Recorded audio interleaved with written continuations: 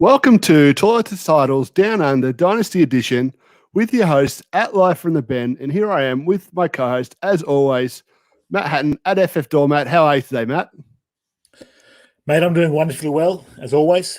Pretty pumped to talk to our guest tonight, talk a bit of footy, and it's getting closer to the launch. I think we're into the 80 odd days till kickoff, so feels like it's getting close. How about you, mate? How you doing? Less than 3 months in to go before the season starts. Eagerly waiting to see what the NFL Game Pass renewal is going to cost me. And VPN. Yeah. Calm down. Let's not say that on here. It's sounds dodgy. Anyway, look, we've got a cracking guest tonight. So let's get on it and we'll bring him right into the stream. You ready, Matt? Let's do it. Let's do it. Mr. Brandon Perry, how are you today, sir? I am wonderful. How are you guys? I'm really good, mate. I'm really good. I think I might be ruining the broadcast because I'm bringing an American accent to the Australian podcast. That's okay. I like your accent. I think it's fantastic. And plus, we're used to having to hear it from the other blokes. To deal with these blokes, right? Yeah, on the channel. But it does change the question that we normally ask our guests, because it's a little bit different, because we normally ask, how as an Australian did you get into the NFL? So obviously a little bit different for yourself. Yeah. But how as an American did you get into the NFL? Well, I got an even better one for you. I grew up in heavy Bronco country, Denver Bronco country. I am not a Denver Broncos fan. Let's see here.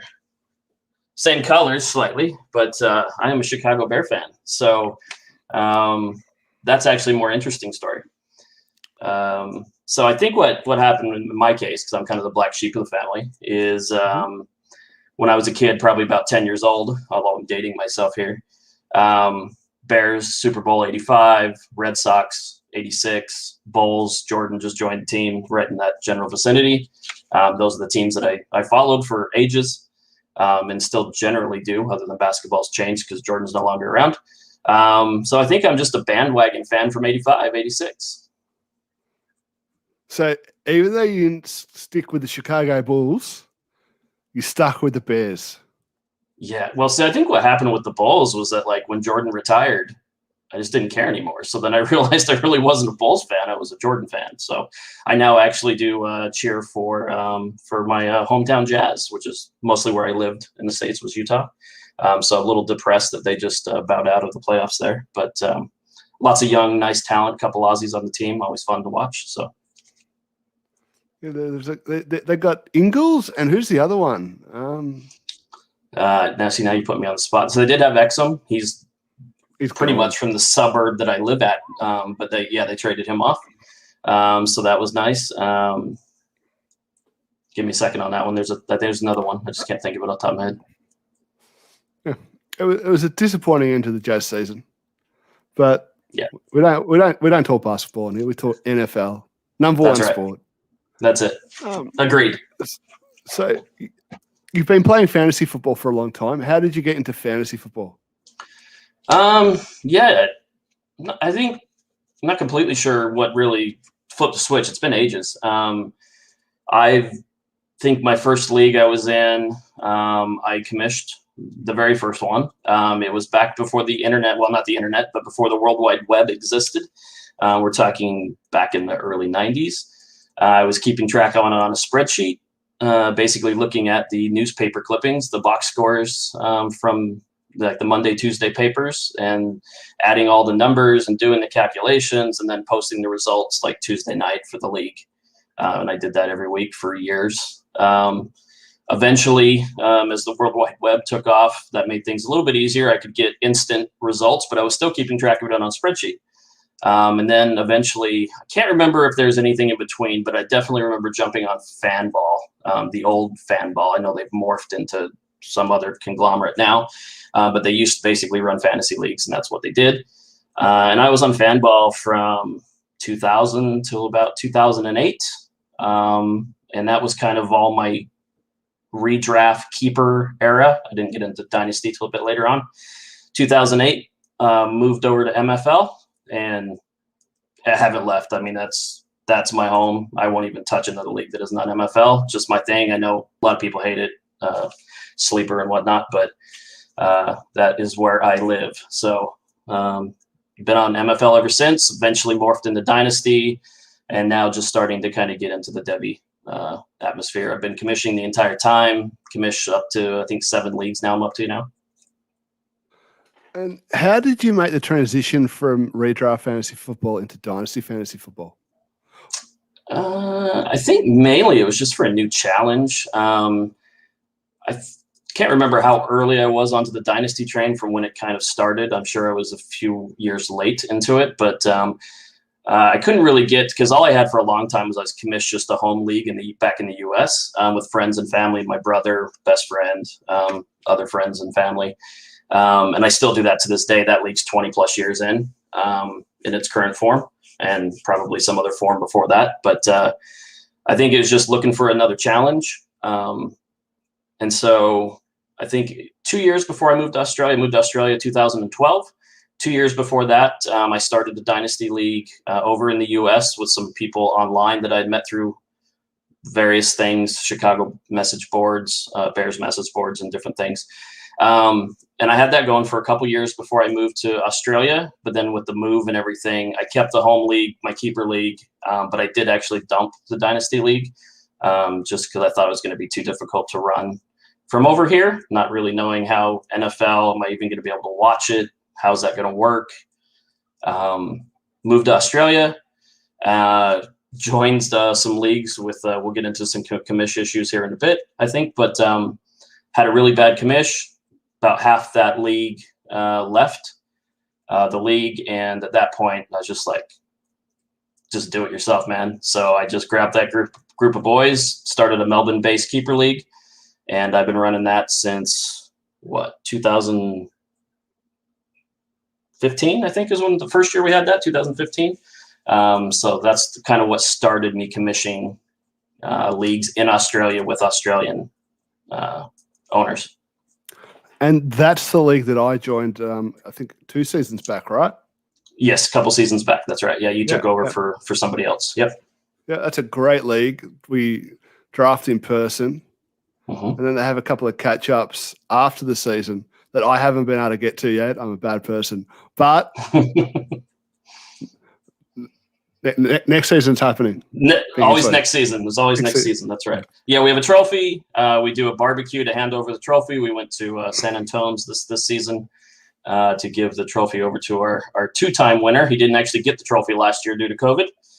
So he was nice enough to win it a second time so he could keep it for the year. So. And then he went all in to win it the prior year. So the fact that he won it this year as well was pretty impressive. Yeah, we did a terrible job because he traded away future draft picks, which in a keeper or redraft is obviously never a great idea. And he still somehow figured out how to win a second time. That's our fault, really, more than his good job. But we'll give him credit. I was smashing through the regular season of that league until the final couple of weeks. Smashing. Anyway, I'm a bit dirty about that. So how did you connect with guys like Mick and Scotty T to be involved with them in Dynasty leagues? It was just the networking, which I think all you guys kind of ran across. It's a fairly small niche group of. I mean, there's not a lot of people that watch football in Australia to start with, so you got that small group, and then you pair that down to the ones that just play your casual redraft leagues on ESPN or all the whatever providers do that stuff. I haven't touched that in ages. And then, then you get down into the guys that really want to do Dynasty and Debbie and really sink their teeth into it. And that's an even smaller group of people. So I had kind of a group, and then you get a couple people leave or whatever happens. And then you just kind of put the word out, and then they bring in other people that they've been in leagues with. And once you get about 3 or 4 kind of iterations out, all of a sudden you get a group of about 30 people that are really good at what they do. Australian players are so much better than the US players. I cannot even tell you. My US leagues are absolute trash compared to the Aussies. And I think that just comes down to if you're going to put your time into NFL as an Aussie, you actually have to invest instead of just being a casual, oh, I just watch a game on Sunday because it's on TV. So, yeah, definitely. I think if you're a Dynasty fantasy football player and you're Australian, you're pretty much an NFL tragic, right? Yep. Yeah, you're up at 3 a.m. to watch games. Like I get up at 3, 4, 5, depending on time zone changes, to watch my Bears play. Of course, they had to be the early game.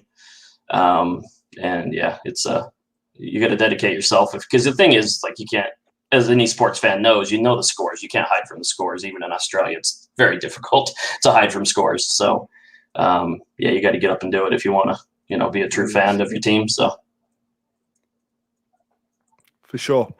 So to have you on the podcast and not talk about commish stuff would be a wasted opportunity as a veteran commish of many, many years like yourself. So when you're running leagues, what are some of the pillars of the leagues that you run? What are the settings that you prefer? What are some of the bylaws that you always make sure you have in place?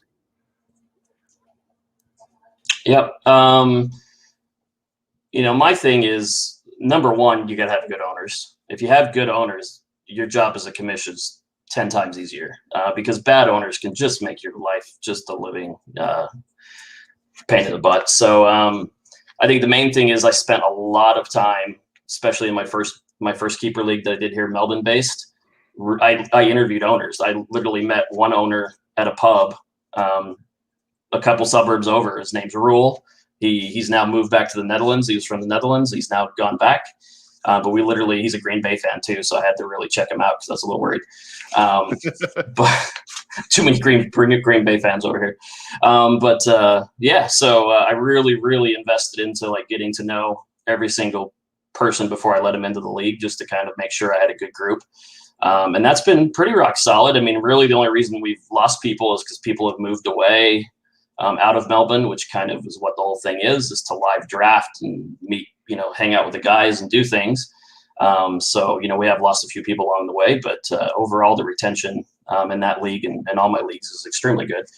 On top of that, I think if you look at every one of my leagues, I started a keeper league, and then I added a dynasty league, and then I added an IDP dynasty league. And then I added an Empire League, which maybe some people might not know what that is, but it's got kind of a progressive pot sort of aspect to it. And then when somebody wins that pot, the league's over and you just redraft. And how do they win the progressive pot in the Empire League? You either win back-to-back or a total of 3 total. I saved the league last season because one of our owners, Scott, who's very dirty at me for this, got to his second championship in a row, won one, and I was the one he was facing, and I beat him. Otherwise, he would have won the pot and the league would have been done, but I beat him. So we play on. So until somebody goes back-to-back or somebody wins 3. So is anyone in a position to win 3 in that league? You. Me. Yeah, I won the first season, and then then Scott won. And then I won this last season to keep Scott from winning back-to-back. So now every year it'll be me. If I win, it's over. Or if whoever won the season before. So there'll be at least 2 people going forward now that if they win, it's done. We pay off the pot and we redraft, get new owners if we need to or whatever. Good way to keep retention up, though, because nobody's going to leave those dollars on the table. No way. I like it. So it's a bit of progression of a new challenge, a new thing. On top of that, having a good constitution, have all your rules written down. If anything pops up that you haven't seen, it happens every season. If something new pops up, I mean, COVID, oh my gosh, as a commissioner, change it every single season. Add what you needed to add that wasn't in there before. Have people suggest changes. My leagues change every year. They started off with a fairly similar rule. I mean, they still are fairly similar, but they all have little tweaks that owners have proposed along the way. It passes in one league. If I really, really like it, I'll propose it in other leagues as well. So maybe I can keep them all standardized. Sometimes I'm like, take it or leave it, but the owners want it in this league. That's fine. So I think it's keeping your finger on the pulse of what your owners want, giving them a fair way to put it in. being available, running the league in an efficient manner, and everybody knows what's going on. I can't stand being in leagues where you don't know who makes the playoffs. It feels like it's made up every season. You don't know how much money you're supposed to win. You don't know anything, and you're just flying by the seat of your pants. It drives me crazy. So I do theme my leagues up a bit as well too. I like to have nice banners, and I've kind of really gotten into themes for my leagues the last few leagues that I've put in as well. So I think that kind of puts a nice little entertaining spin on things. Can't start a new league without a cool theme, right? Got to have a cool theme if you're starting a new league. That's where I am at this point. But the hard part's thinking of the theme. So, yeah. So one thing you do in your leagues, which blows my mind, is you don't make people pay to trade future firsts. Yeah. Right. And you haven't had any problems with it. No.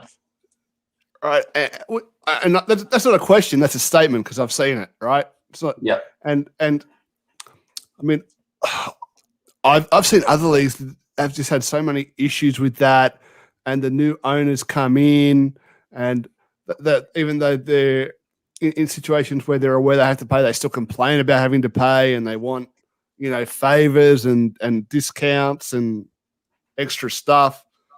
But Yeah. I mean, you haven't had any problems with it at all. You always get replacement owners within, really, really quickly. They come in, they're great owners. They happily play for the league, and it just keeps on keeping on. How do you do it? I think it goes back to what I talked about before. It's having the good owners to start with, right? If you just chuck any warm body that wants to throw down $30 or whatever your league fee is, and that's like the end of it, then you're going to get people that'll trade away all picks, and then they're going to say, oh, this team sucks. Like, I did a bad job drafting and I got no way to fix it, so I'm just going to bail and dump it.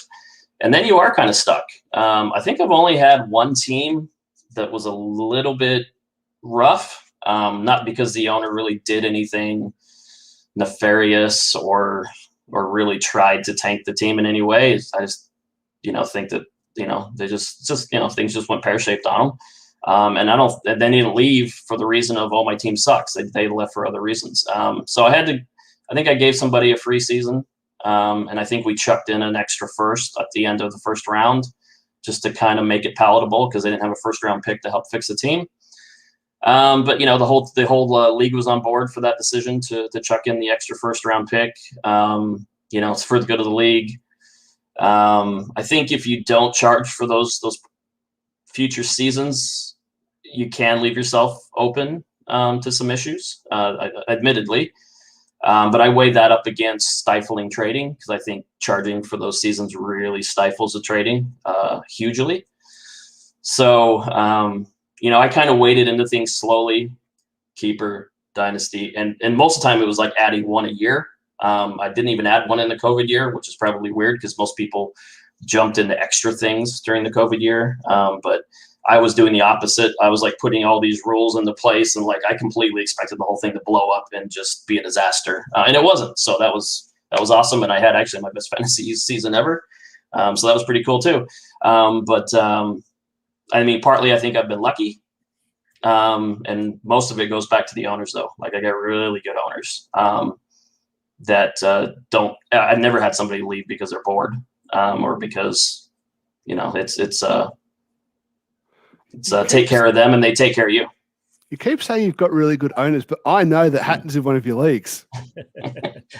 Probably in a couple of them, but I'm in too many. But look, I really like that approach. I think that's opening that trading up. It does create a lot of flexibility. I know I'm in one league with some mongrel commissioner, and even though I host a podcast with him or co-host, he wanted the first for a trade. He was going to make me reverse it. And it was like, come on, mate, rates, can I pay you later? He's like, no, it's got to be now. I'm going to reverse it in about 3 seconds. So it's good that you have a bit of reasonableness there, Brandon. And I think it does go back to what you say, just having those good owners. And the only thing I'll say that can be not a problem, it's probably a good problem to have, but you find yourself playing in the same league with the same guys, so you can sort of know each other's picks. You can almost predict. Yep. who's going to build what. But that just adds to the strategy. I guess that makes it a little bit harder.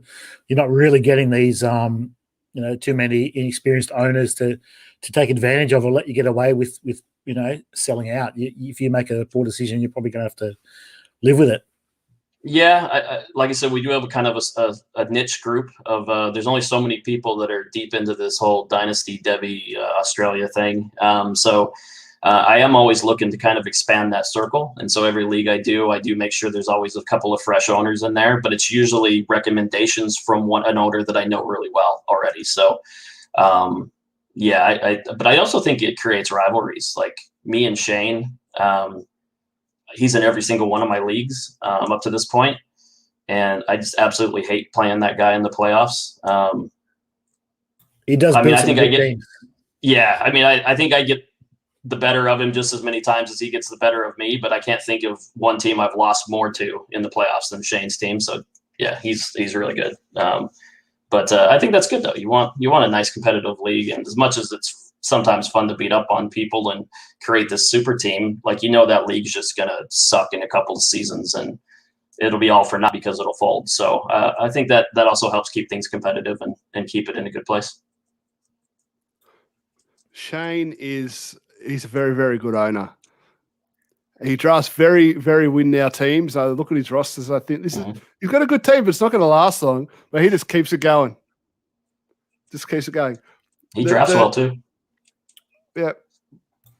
The Dynasty pool in Australia is so incestuous that one of the second Dynasty league I joined on Flea Flicker, right?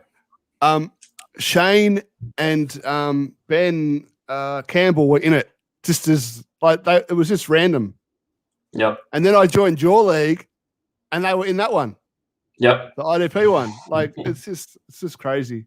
They might have recommended you. I can't remember. Can't remember. I think you were advertising on one of the pages, the NFL pages. I think you posted on there. Maybe for the IDP I did. That was probably the only time I ever had to advertise. Like I had an opening come up just a couple days ago in a league.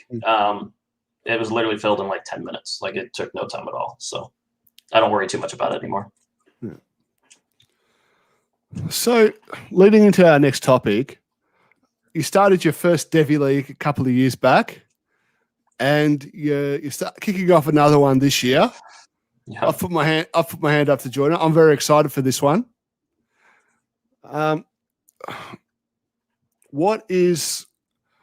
What are the things that you enjoyed about Devi once you started playing it? Devi was interesting because I actually don't watch college football. I think I'd really enjoy it if I did, but it's the hard to watch from Australia thing and everything else. And I got a super busy life with my kids and their activities. It was just really more of the extra challenge. I thought I'm probably going to completely suck at this, which to be fair, I haven't proven that I don't suck at it yet because I've only played for one season going into two seasons going into my third season. Yep.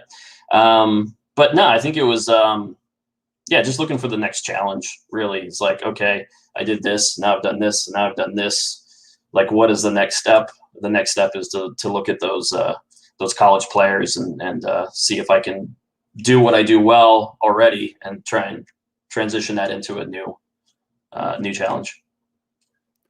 And this is for you and for Matt. What do you guys think is some of the differences in a Devi League versus a normal Dynasty League? Hit it, Matt. I was gonna say guess first, but look, I guess from the perspective of Devi Dynasties, you'll get a lot more of those guys willing to invest a couple of years than you typically will in a dynasty, and then other owners that will just go, and it's pretty obvious, other owners will just go non-Devi, won't draft any Devis, and will just go win now, which I think Benny did that in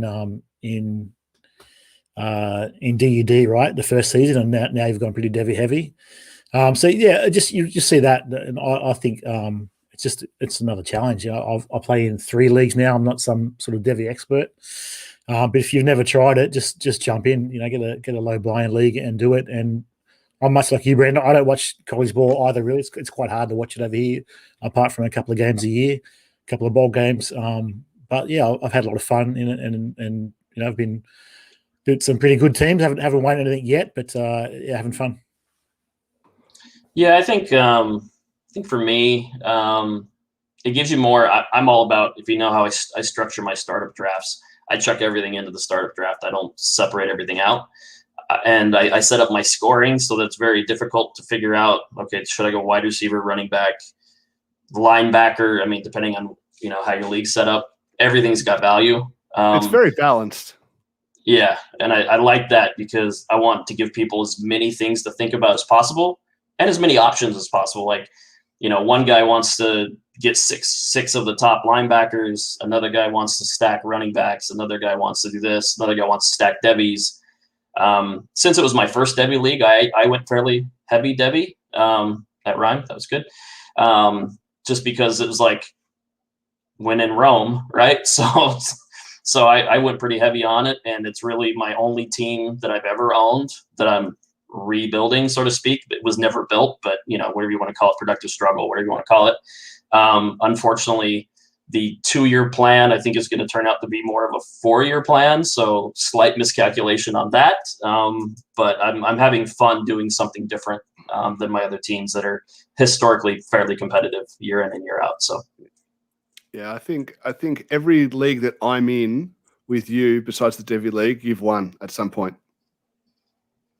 Yeah, I have. Yeah. I think with Devi, if you go Devi heavy and you don't hit on those Devis in the startup, it really hurts you, especially if you get Devi early and often, like our good friend Mick Travers did in that DUD startup. And he went heavier than me. Yep. He went really heavy, but he looks like he's on the verge of having a really good team. Yeah, this will be the season if what he did was going to work, we're going to see it this season. If we don't see it start to pay off this season, then yeah, he's in trouble. I just took my first Devi in that league actually at 2.06. I traded into the 2.06 in the current draft, which is it's a combined Devi rookie draft. Some leagues do a separate Devi draft and a separate rookie draft, and it's the same order for both. And in a situation like that, a bottom feeder team, it's a lot easier to rebuild because you're getting the top pick in both drafts. I much prefer how you did it. Yeah. And I can see that sometimes you do want to try and pull that bottom team up. So yeah, it's a bit of give and take on that, but that's the way I like to do it. Yeah, I mean, look, my Devi in that, Malik Willis 2.06. Very proud of that. I think he's going to be from Liberty quarterback. He'll be a high NFL draft pick. And I can see like in that league, you really blew it up and you went really Devi heavy. You got a lot of the strong 23 class coming onto your team. Yep. A lot of the talk on the street at the moment is that it's time to sell the 22 class already and focus the love on the 23 class. Yep. Why do you gentlemen think that is? I'll go first, I guess. I'm not sure if that's accurate or not. Like I did go heavy on the 23, but part of that was because all the really good ones from the 22 were already taken. So it's kind of like, do I want to take the second or third tier, from the 2022, or do I want to kind of shoot for the moon and go to the top prospects of 23, which is what I did there, kind of shooting for the moon, so to speak, instead of going down to the second or third options. But I think I really try not to write off any class when they have an entire season and hopefully a fairly normal season this year to get through. Like I thought last season was going to be a disaster. That's the only, like I sold most of my top draft picks for 2021 in most of my leagues where I could get a decent return for them because I literally thought the whole thing was going to blow up, fall apart. There wouldn't be college football. We'd go into a draft not knowing anything and it'd be a total crapshoot, and a 206 would be just as useful as a 106 because nobody's going to know, right? It didn't work out that way. We had fairly I won't call it normal, but we were still really able to see which prospects, are better than other prospects. And there was still a good process involved, I think, to rank those players. I was kind of sad going into some of these drafts because I don't have as much capital as I generally tend to like to have in rookie drafts. But I try not to write off any class. I think 2023 looks certainly strong, but a lot changes in a year. So we'll see. Matt, you give us a lowdown on your opinion, please, sir. Yeah, look, I'm not sure why that is the case, but that is just the narrative, right? The narrative that's been driven around, you hear it on a few podcasts, is fade 22, trade out of your 22. I'm not interested in 22 firsts, trade out of them and get your 23s. And I think you can just take advantage of that. I think that's a bit of an option to, there's a few studs, I still think, in the 22 class. And, I think they'll keep ascending throughout this year. So not to say that I'm hating on 23 class. I think that looks like a good class. I said I'm no super Devy expert, but I just think that there is a bit of an opportunity that you can grab that value from the 22 class while it's still, relatively cheap. That's it. Get those 2022 picks cheap if that's what everybody's thinking when they swerve you or zig you zag, right? So not a bad idea. Yeah. Look, my thinking there is really that people are excited for a couple of prospects in the 23 class already, really excited, mainly DJ Ugali, the Clemson quarterback, Bijan Robinson, I think he's a running back from Texas, if I remember correctly, and Tank Bigsby, the running back from Auburn. People are really, really excited for those three guys. But I think it's really being generated from the quarterback, where like DJ Ugali looks like the clear-cut 101 in the class, whereas right now the 22 class doesn't really have a clear-cut number one quarterback. Could be Spencer Rattler. Rattler if you had to put a gun to the head, but yeah.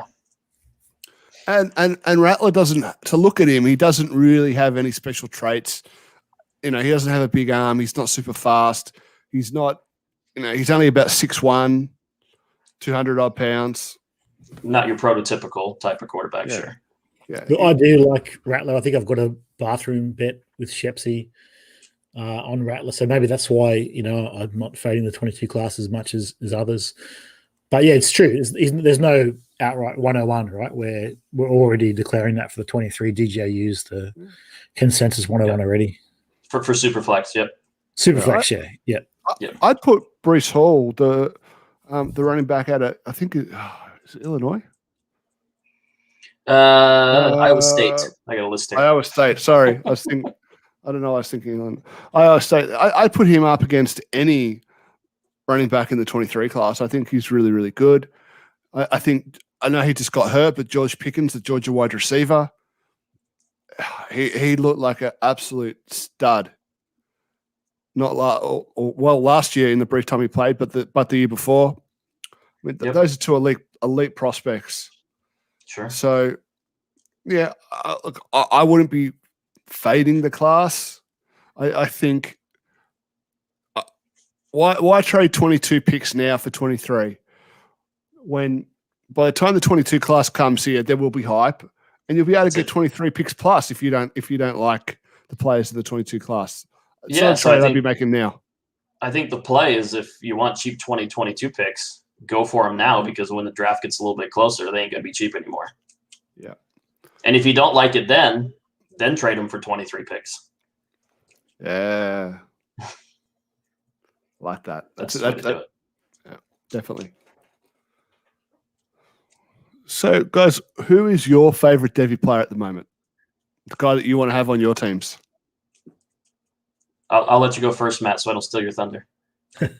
I think we had a chat before. I think, like, for mine, it's Treylon Burks, which I think you sort of mentioned that you like too, Brandon. I think his price is a bit depressed, that people aren't really too high on him. We've seen a little bit of coverage on him, but he's not one of those ones that are going super early, so I think you can jag him at a pretty decent price, and I just like his talent. I think some of his highlights are pretty good, and I think he's in for a big year. Yeah, I totally agree. He's actually one of my favorites. I mean, you hear Bell, Wilson, Pickens, Olave, Mechie. But I tend to my infancy in Debbie in general, so don't take it as gospel by any stretch. But if I'm going to go for a Debbie player, I tend to try and go for, shoot for the moon type of thing, which means over time I'll probably bust way more than I find acceptable, and I probably change that strategy. But he's really the wide receiver that really seems to jump off the page to me. As far as, if you want that superstar, he looks like the one to me. Great minds think alike. That's it. Yeah, look, the Devi that I think is still going under the radar is probably the Alabama quarterback, Bryce Young. Yeah. I mean, his value will rise. He's going to be on the stacked Alabama team. There was talk that if it was a normal off-season last year, that he actually would have gotten the starting gig over Matt Jones.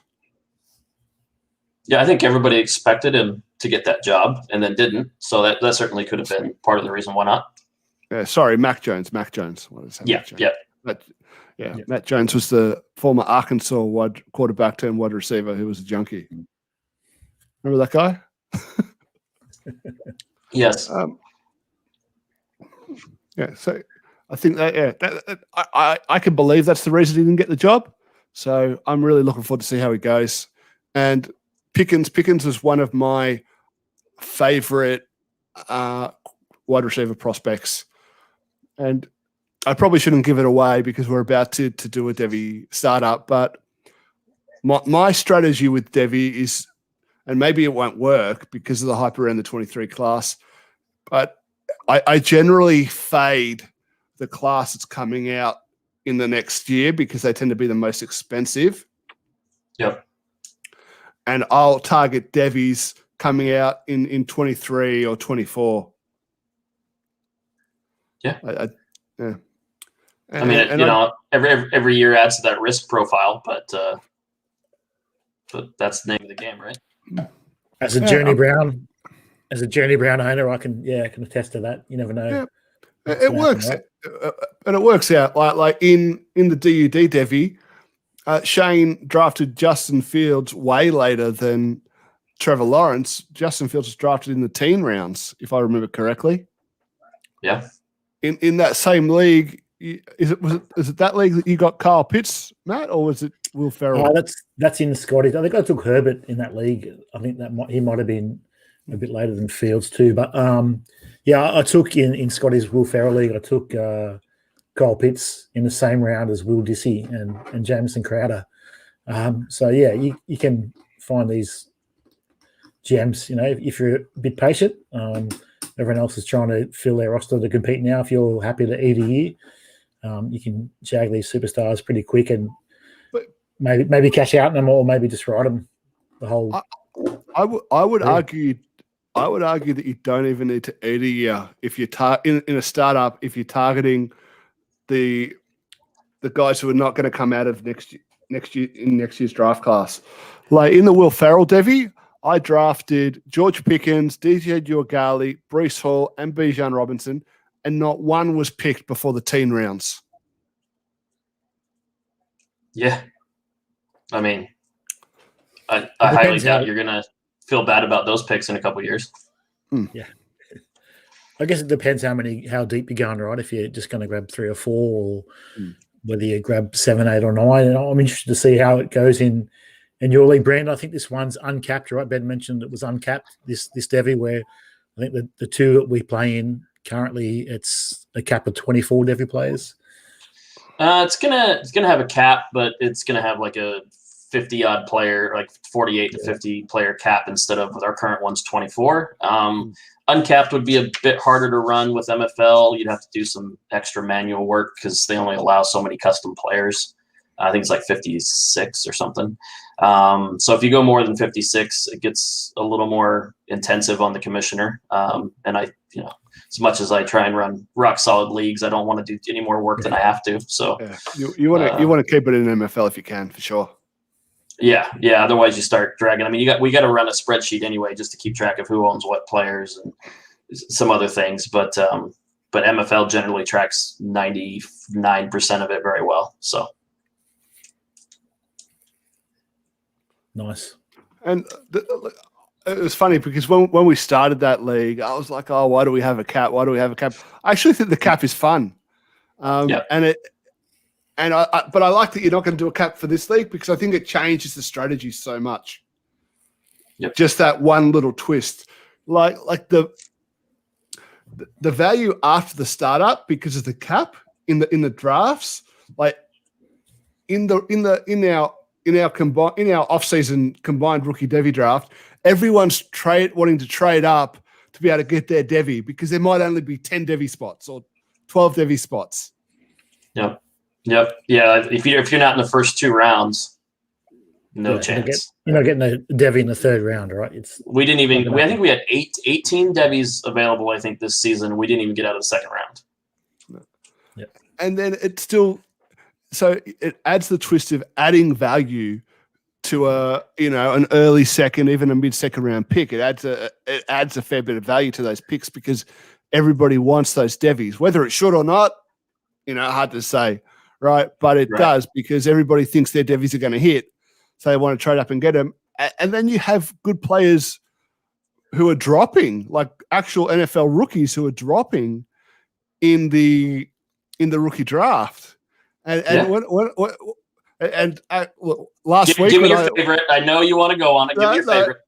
When I was speaking about an owner who passed on Zach Wilson and Javonte Williams for DJ Ugali and Bijan Robinson, it's this man right here. I was one of them. There was multiple. There was multiple. There was 2 owners that passed on Zach Wilson. But the one that took him didn't want him. But he knew he had to take him, so the 3rd owner did take him. But the value was there. But I agree that if I like Zach Wilson, I actually don't. I hate BYU, but that's not actually why I don't like Zach Wilson. Just an interesting fact. But just not a fan of Zach Wilson. Obviously, all the other stuff is there. He's got oodles of potential. The draft capital's there. He's going to a place where he could very well be successful. I could be completely wrong. I've always been not a numbers guy. I'm kind of a from the gut type of thing. The more I try and really dig into numbers and trying to use numbers to my advantage in fantasy football, actually I do worse. I try to get as much information into me as possible. Opinions of people I trust, reports, different things like that, but I don't really let stats and stuff get to me. And then I just kind of just make a gut decision on whether I like a player or don't like a player. So it's kind of, I got a bit of a weird kind of thing, the way I do fantasy football and rate players. But more so, my thing was that I realized that my team wasn't going to be able to compete till 23. Now, obviously, Zach Wilson would still be fine in that situation. But I was really targeting players so I could try and be 23 as a starter when I tried and compete. And so that's part of why I took the 2 top prospects as I saw it right now in 23, right there at the top of the draft. And I just don't like drafting players that I don't want. So even if the value's there, I'd rather try and do something different. Yeah, that makes a lot of sense. And if you're doing a startup, even though they're 23 class, those 2 might be the first Devis picked in a startup. Their ADP wise are the top 2 Devis overall right now. Yeah. Bijan and DJ. That's very, very unusual because it normally is the immediate class that's coming out. It's the first time I've seen that in forever that I've been playing fantasy football. And my first Devi league was about 5 years ago. Right. So, and that just feeds into that narrative of 22 versus 23 again. Exactly. But it's still, I guess, in my brain, it's unusual to see. So I haven't quite come to terms with it. But if you put it in that context, it makes sense, right? If Zach Wilson, he was an underclassman, he declared, if he hadn't declared for the NFL draft, and if Javonte hadn't declared for the NFL draft, there's no Devi startup where they would be going over those 2 guys. That's right. That's right. Those are really the two top guys that got left out of the previous Debbie picks. Those are the no-brainer ones that were left over from the 22 class. Yeah. Or the 21 class, sorry.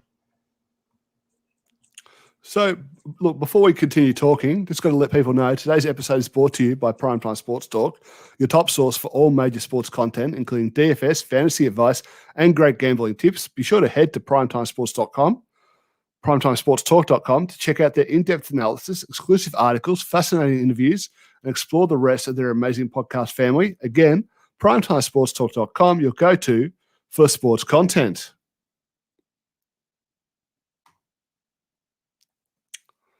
So, guys, what other... Nice read, Benny. Well done. Very professional. Thank you. I try my best, mate. That's why you get paid the big bucks. Yeah, the big bucks. So, was there any more discussion around Devi that we wanted to have? We touched on all the points we wanted to touch on. We want to try and extract as much information out of Brandon before the startup happens. I think, yeah, exactly. The only other thing that I think I'd want to mention with Devi is I'm always trying to, like I said, new challenge for starters, but I'm also, as I mentioned before, always trying to give people as many things to think about as possible. So that means the eventual next step after going Devi, a bit deeper Devi, well, double the Devi, so quite a bit deeper Devi, is I imagine, and Ben will be probably very happy to hear this, maybe next year, maybe the year after, don't know. Maybe IDP Devi, not sure. Could maybe be on the horizon because, again, that's just more things to think about when you're drafting. And I think that as many options of team building that you can give people, I think the better. And also Debbie really, everybody values Debbie wildly different, right? You would have took Zach Wilson. I took DJU and Bijan. Somebody else took Tank Bigsby over those players. That also opens up trading avenues because how do you trade? People value things differently, make deals. So I think win-win. If you do an IDP, Debbie, I'm all in. I'm still upset that I didn't join the WWE league. I joined the chat, and I left the chat, and it was full. I still feel a regret. Still pinching at my heartstrings. But loving that league, loving that theme too. You're missing out, Benny. Good thing. I would have totally stole wrestling if he hadn't just done it. So I'm a little salty about that, but he beat me to it. It's a good theme. But I'd be all in on an IDP. That's something that I haven't done, an IDP Devi League. That would be a lot of fun. There's not even resources, I don't think, on. I mean, there probably is somewhere buried deep in the web somewhere of Debbie IDP players. That's like, yeah. And for the people out there who think, well, I don't want to watch college football and I don't want to draft college players yet before they're not in the NFL without that information, when you're playing Devi, you can completely punt on the Devi aspect of that. Yeah. And still field really good teams. Because there's always going to be people who are really excited for Devis who will trade good players for your Devi picks. So you don't even need to touch the Devi aspect of the league at all. Yeah, we had James went straight up veteran. He was just like, oh, I can't believe you guys keep letting these guys drop. And he just built this monster of a team and it didn't perform. And now he's in trouble. So unfortunate for him. You know who faded Devi in the startup and whose team did perform? You, sir. This guy. So, yeah, and I went into that draft wanting to draft Devi, but they were just going all way too early for me. And I sat there and I drafted first and second year players already in the NFL. And even though I absolutely stuffed up my first round pick because I took Juju Smith-Schuster, who I can't trade in any league. I'm just hoping he'll be all right. But this startup was in 2019, so it was the year after his massive year, and he was my number one wide receiver. Took him with my 1.10 pick, and obviously missed. Still managed to win the ship in that league that first year, and I can't remember if I made the finals the second year, or I know I didn't win it the second year. I think I lost in the semifinals. Yeah, I lost in the semifinals. But I've still got a really strong team, so I'm pretty excited for it. And I just traded you Swift, so you're even stronger team. And what, Cooks as well? He traded Matt Cooks. Yeah, oh, you got Cooks. He traded me Swift and Wentz. That's what it was. Right. Yeah. I decided that I like Swift as well. But again, knowing I'm not going to be competitive till 23, I just didn't want to let a running back sit on my bench for 2 years in his prime. So. And that's the thing that you've got to consider. Even though DeAndre Swift is a really young player, by the time you're ready to compete, he might be on the downside of his career as a running back. Yeah, and it's Detroit, so I mean, it's not a sure thing either. So that's the one thing I'm really nervous about with him. His price is not going to get much higher. I don't think the hype's like massive, right? So good time to sell.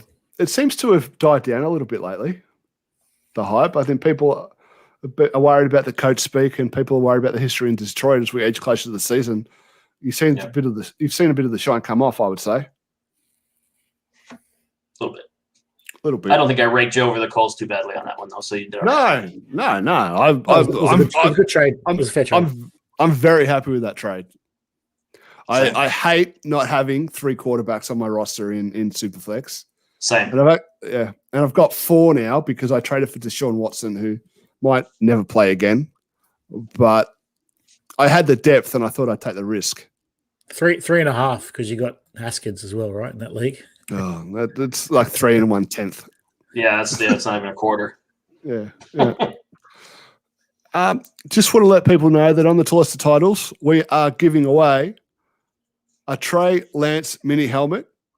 And all you need to do is donate a minimum of $2 to the Tim Tebow Foundation, subscribe to our YouTube channel, and email a screenshot of your donation and subscription to Tallest of Titles at gmail.com to be entered. Is that only for U.S. residents? That is only for U.S. residents, I think. Terrible. Anyway, all right. Yeah. Moving on. And please donate, though. U.S. residents. Please donate, U.S. residents. And also hit a like and subscribe button. Throw us a podcast review. And we've set up a Patreon recently, 3 tiers. So tier 1 is $3 per month, and it gets you in the T2T team group chat. Tier 2 is $5 per month, and you get early access to the waiver wire episodes, entry into our Frankenstein Listener League and team to team group chat. And the tier 3 is $10 per month, and you get one-on-one roster analysis, free entry into our Frankenstein Listener League, and the T2T team group chat, and early access to the waiver wire episodes. Well, up here, I'll just say that for people who don't know, the Frankenstein League is a league that the guys run. It's a redraft league where you steal players after every week. So it's really interesting, and it's a lot of fun league, and there's some big-time players in it. So it's $25 US for the season. So challenge yourself and give it a crack. It sounds like taking pink slips after a car race in like Fast and Furious or something. It is. It's intense. Build your monster, right? You're Dr. Frankenstein building your monster. So you only steal a certain amount of quarterbacks and a certain amount of running backs and build your monster team. It's a bit of a fun league, and it is for charity too. Most of the wins go to charity, which is another good effort. And just on Tim Tebow too, there's a really good cause. Obviously, the amount of money we raise, it's not going to be a massive amount, but it's more just that awareness that it is a problem. And I think there is a sort of a way around. If you do want to donate and you're Aussie based, just reach out to the team. We can make your donation happen. Thanks, Matt, for doing part of the promotions there. I'm carrying you here, man. What are you doing to me? All right. While we got you here, Brendan, was there anything else that you wanted to touch on? I don't think so. No, I think I covered everything that I wanted to touch on. So obviously, if you have anything else, I'm more than happy to talk on it. Matt? What's the outlook for the Bears, Brandon? What's your expectation? Are you field season, or are you happy with the draft pick? Let's pick his brain. What we got him. Yeah. I mean, I would say the Bears fans in general before the draft were at I won't say all-time low, but recent history all-time low. not really seeing a future. Andy Dalton, okay, you could do a lot worse, right? But then what's next, right? There was no plan. There was no what's next. We're not going to suck bad enough. I mean, even though people think we do, we're not going to suck bad enough to get a high pick in a draft anywhere in the next little while. So it's kind of like, what are we just going to go? I would say 8-8, but that's no longer a thing. So we just go 7-9 or 9-7, and just stay in mediocrity for the next 5 to 10 years. So that was kind of depressing. How Justin Fields dropped to the Bears, I have no clue. My whole family are Broncos fans, and I think they're complete idiots for not drafting him. Same with the Panthers, should have grabbed him, and probably other teams. But those were the two kind of like, once it got past those two teams, I'm like, trade up, trade up, trade up. This could actually happen. And they did. So now Bears fans are literally like freaking out. I don't actually have my Fields jersey yet, but incoming. So it takes a little while to get stuff over here. So I can't wait to be sporting my number 1 jersey. I think I'm even going to get an Ohio State one. I've never had a college jersey, so I think it's a good time to jump on one of those as well. We're pretty stoked. Defense is still in pretty good shape overall. 14 wins, 15 wins. Was Fields? No. Was Fields your QB too? Yeah, Fields was my QB too. Easily my QB too. Yeah. I think he was a little more like a 1A, 1B for me. I would have been happy. Well, obviously, we certainly weren't getting the number 1 guy, which is just escaping my memory bank. Lawrence. Yep. But definitely, after coming off of Trubisky, the last thing he would have wanted to do is go after a Lance or a Wilson, where the bust potential is just way higher than Fields. Fields has done it on a high level, done it for a long time. He's legit. He's the real deal. And if Lance ends up being better because of San Francisco and because he has a few more physical tools or whatever, like, hey, more power to him. But man, Bears were looking for a sure thing, and nothing's a sure thing, but I think we got about as close as we're going to get for a long time. So hopefully it works out for us. I think you've got your quarterback for the near term and the long term. I think he's going to be great. And I was, reading reports that the Vikings were just waiting for him to fall to them. And I'm so furious that they didn't do something to try and move up and get him. Yeah. Because I think they're stuck in purgatory now with Cousins, who is a fine quarterback, but he's never going to take you to the Super Bowl. That's the hard thing, right? Yeah, he's good, but he's not that good, right? So unless the rest of your team is just absolutely dominant, like a defense or something, like it's not going to happen. Yep. And I mean, a Vikings fan, big rivals. I'd love to have a Fields Bears jersey. I'm thinking on it because the Chicago Bears jersey. Let's be honest, guys, it's one of the best in sports, right? The Chicago Bears colors and the logo and just the whole jumper, right? That classic '85 jumper with a big C and Mike Dichter. You see it wearing it sometimes, so it's classy. Yeah, my favorite player is Walter Payton. So that's can't go wrong there. So other than the only one I'd even put in this class is Barry Sanders. So from Detroit. And I love Trey Lance. I know Matt loves Trey Lance. He took Trey Lance in the first round of a startup that we did recently. But the bust potential is so big. I mean, the guy's played he's going to start as the backup, which I think it's a good thing that he's going to be the backup and they're not doing like a Jordan Love thing where they made him the 3rd string quarterback, right? They haven't messed around. They haven't put Rosen or the other guy ahead of him. You're the backup. But still, by the time he's starting, he probably only played 1 game in close to 2 years as the starter. That 1 game he played last season. The bust potential is huge, but man, there were some clips of him on Twitter. That ball was on a rope, man. It was just bang and just flick of the wrist and just vroom. Yeah. He's got all the tools for sure. Kind of like Josh Allen coming out of Wyoming, which I was born in Wyoming, so I was very aware of Josh Allen coming out, more so than I would normally be, pre my Debbie years. But he's got all the tools, and he went to a place that could probably be the best place to give him the chance to be great. But yeah, at least for me coming off of Trubisky, I didn't want to give me the shirt, as much of a sure thing as possible. Yeah, you can understand that. But I do believe in Lance, having seen what Shanahan did with Nick Mullins. If there's a place for him to go, he went to the right place. Yep, exactly right. Yeah, perfect landing spot for him. Yep. We got to touch on this because Hatton put it on the show sheet. Right, potential debates. He's got Amari Cooper versus CD Lamb. Now, Matt, is this for Dynasty or for 2021?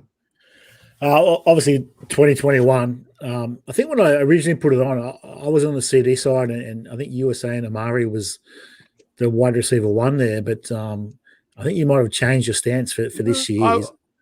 For this year, I like both, but I think CD Lamb will be the one by the end of the year. I don't feel strongly enough in saying points per game that one is going to finish ahead of the other. I think they'll be very, very close in points per game. But I think by the end of the year, CD Lamb will be the number one. He'll be dictating coverages, that kind of thing. So you're going to sit in the fence, is what you're saying? Yes, exactly. You haven't got to take. For this season, I would also say that they'll be very close. The one to own long term is CD for sure. Yeah.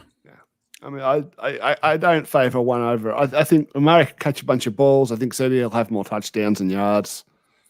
We'll see. In PPR, I'm not gonna say. In standard, I'd pick CD, but I don't play standard. Standard's not even my standard. Standard's like people still play that.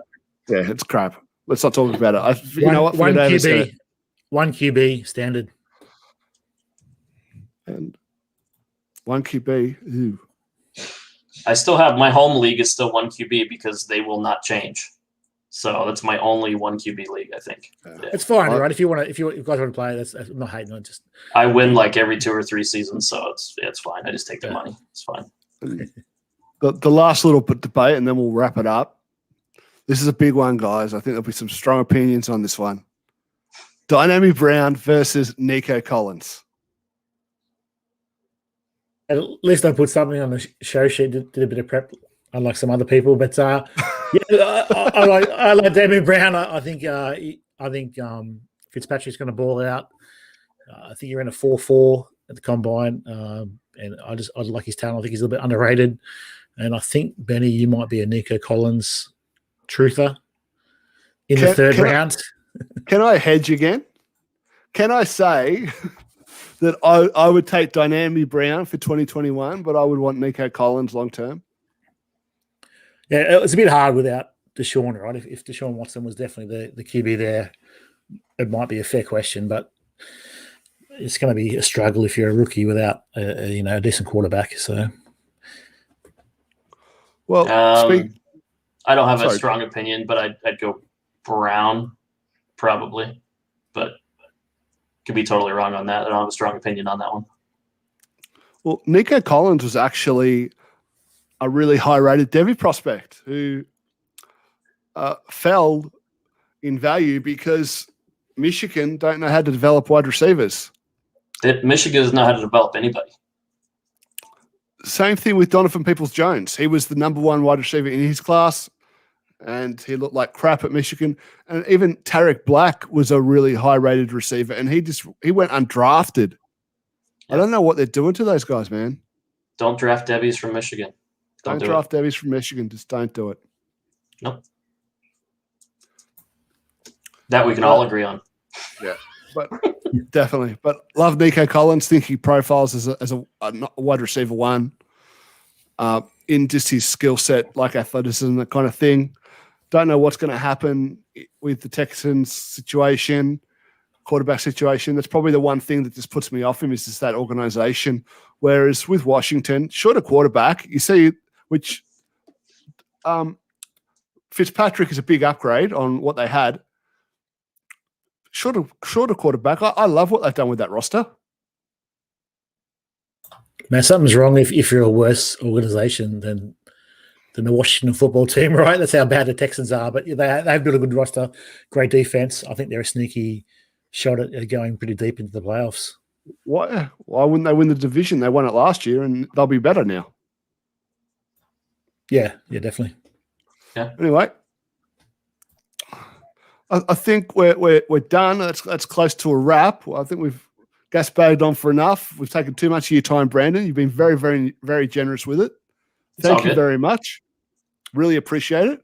Hope you'll consider coming on again in season. Maybe Anytime, let me know. Maybe after we've got some tape on Justin Fields playing at the NFL level, we can come on and talk some Bears. Sounds good. Just want to let everybody know that you can follow Matt at FF Doormat. You can follow me at Life from the Ben. The handle for the whole group is at Towards the Titles.